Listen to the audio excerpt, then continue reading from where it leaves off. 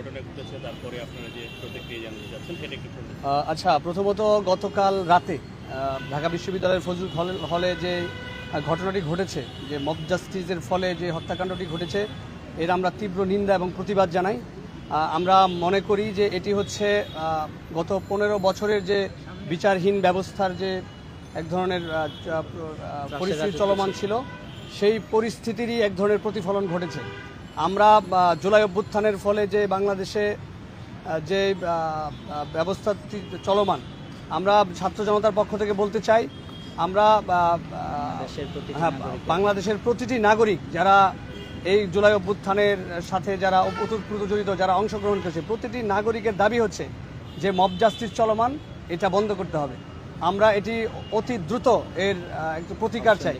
আমরা আমাদের অন্তর্বর্তীকালীন সরকার যারা রয়েছেন তাদের প্রতি আহ্বান জানাবো, আপনারা অতি দ্রুত এটির ব্যবস্থা নিন। কারণ এটি হচ্ছে বিগত যে 15 বছরের বিচারহীন ব্যবস্থা, তারই প্রতিফলন। যদি নতুন বাংলাদেশ আমরা বলি, নতুন বাংলাদেশে কখনোই আমরা এ ধরনের বিচারহীন হত্যাকাণ্ডকে সমর্থন করি না এবং এটা কখনোই করা যায় না। কারণ হচ্ছে এটির ফলে যে হবে যে একজন বিভিন্ন দলমতের মানুষজন রয়েছে, তারা অপরাধী হতে পারে। অপরাধী হলে তাদেরকে সরাসরি পিটিয়ে মেরে ফেলবে, এটা কখনোই কাম্য নয়।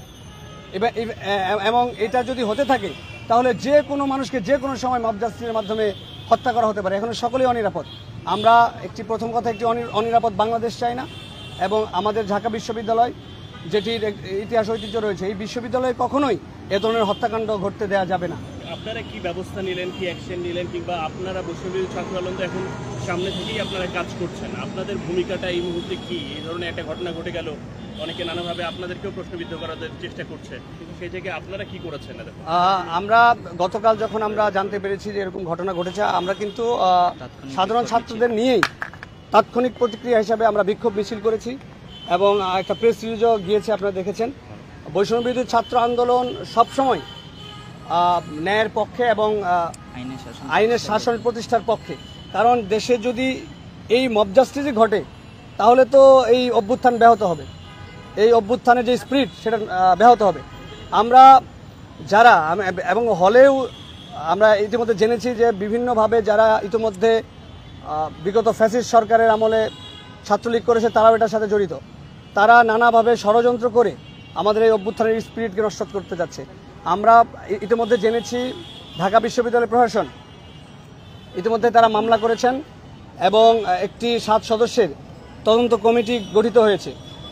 আশা করছি অতি দ্রুত এই তদন্ত শেষ করে যারা আজকের এই গতকালকের এই ঘটনার সাথে জড়িত তাদের চিহ্নিত করে এবং সিসিটিভি ফুটেজকে পর্যবেক্ষণ করে তারা অতি দ্রুত একটি ব্যবস্থা গ্রহণ করবেন বলে আমরা আশা করছি। আমরা কোনো ক্ষেত্রে দেখছি যে পুলিশ যেভাবে আগে তৎপর ছিল, অনেক বেশি দেখা যেত, এখন আগের চেয়ে কিছুটা সক্রিয়তা কম মনে হয়।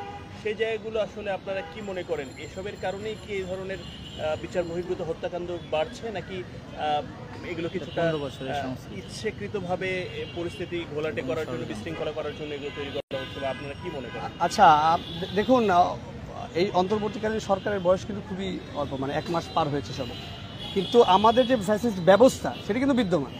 আমরা বারবার বলছি আমাদের অভ্যুত্থান চলমান, কারণ সমাজের প্রত্যেকটি সেক্টরে তারা বিদ্যমান। এখন বিগত ফ্যাসিস্ট আমলে যে পুলিশ যারা ছিলেন, যারা সরকারকে সবসময় সার্ভ করেছেন, সরকারের অন্যায় কর্মকাণ্ডগুলোর সাথে তারা জড়িত ছিলেন, তো এখন পুলিশ সেভাবে সংগঠিত হতে পারেন নাই, কারণ তাদের অসংখ্য পুলিশ এখনও তাদের পলাতক এবং অসংখ্য পুলিশ গ্রেফতার হয়েছে। তো সেই জায়গা থেকে আমরা পুলিশ পুরোপুরি যে সংগঠিত সেটি বলবো না, তবে পুলিশ যেহেতু সরকারের কর্মচারী, তারা সরকারের বেতনভুক্ত কর্মচারী, তাদেরকে অতি দ্রুত সংগঠিত হতে হবে এবং দেশের আইন শৃঙ্খলা রক্ষায় তাদের ভূমিকা পালন করতে হবে।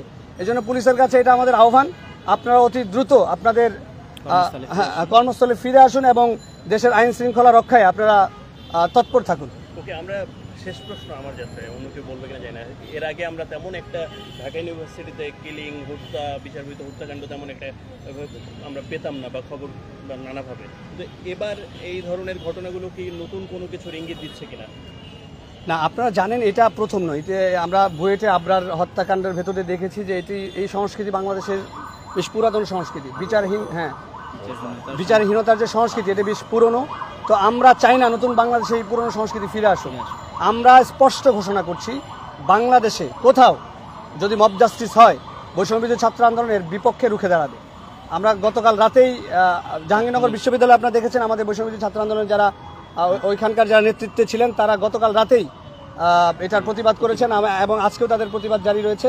আমরাও গতকাল রাতে প্রতিবাদ করেছি। এখন আপনাদের মাধ্যমে আমরা সারা দেশবাসীকে জানাতে চাচ্ছি যে দেশে কোথাও মব জাস্টিস যদি তৈরি হয়, আপনারা দ্রুত, এখন যেহেতু সেনাবাহিনী মাঠে আছে, পুলিশ মাঠে আছে, র্যাব মাঠে আছে, সকলকে অবহিত করুন এবং এই মব জাস্টিসকে আপনারা বন্ধ করুন। অনেক ধন্যবাদ। ক্যাম্পাসে ছাত্র রাজনীতির পক্ষে আপনারা অবস্থান নিচ্ছেন না বিপক্ষে অবস্থান?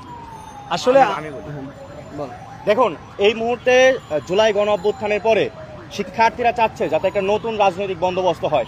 এতদিন পর্যন্ত আমরা যেটা দেখে এসেছি, ছাত্র রাজনীতি বলতে আমাদের যে ইমাজিনেশনে যে ধারণাটা হয়, আমরা যে ধারণাটা করতে পারি সেটা হচ্ছে দখলদারিত্ব, সিট বাণিজ্য, গেস্ট রুম, গণরুম করে শিক্ষার্থীদের এক প্রকার রাজনৈতিক দাসে পরিণত করা।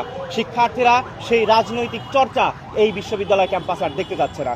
সুতরাং তারা যেই ছাত্র রাজনীতি, আমাদের যেই ধারণা ছিল, সেই ছাত্র রাজনীতির তীর সম্পূর্ণ বিলোপ চাচ্ছে এবং তারা চাচ্ছে যাতে করে এই ছাত্র রাজনীতি হয় ছাত্র সংসদ ভিত্তিক, যাতে করে পল্টন কিংবা ধানমন্ডির পার্টি অফিস ঠিক করে দেবে না কে ছাত্র প্রতিনিধি হবে, কে স্টুডেন্ট লিডার হবে, বরং শিক্ষার্থীরাই তাদের ভোটের মাধ্যমে তাদের প্রতিনিধি নির্বাচন করবে, তাদের নেতৃত্ব নির্বাচন করবে। আপনারা কি মনে করেন কিনা যে ছাত্র সংসদ কার্যকর হলে এই ধরনের মতো ঘটনাগুলো কমে যাবে বা এরকম? যে অবশ্যই, যদি ছাত্র সংসদ কার্যকর হয় এবং প্রশাসন ব্যবস্থা যদি আরও উন্নত হয় এবং আমরা যেই প্রেরণা নিয়ে সেই স্পিরিটের যদি প্রকৃতপক্ষে প্রতিফলন ঘটে, তাহলে মব জাস্টিস কখনোই থাকবে না বাংলাদেশে। এবং আমরা বলতে চাই, আমাদের যে গণ অভ্যুত্থানের স্পিরিট ছিল সেটা ছিল জাস্টিস প্রতিষ্ঠা করা। স্বাধীনতার পর থেকে আমরা বাংলাদেশে কখনো জাস্টিস দেখতে পাইনি। সুতরাং আমরা চাচ্ছি এই মুহূর্তে যাতে করে আইনের শাসন প্রতিষ্ঠা হয় এবং জাস্টিস প্রতিষ্ঠা হয় এই দেশে। ঠিক আছে।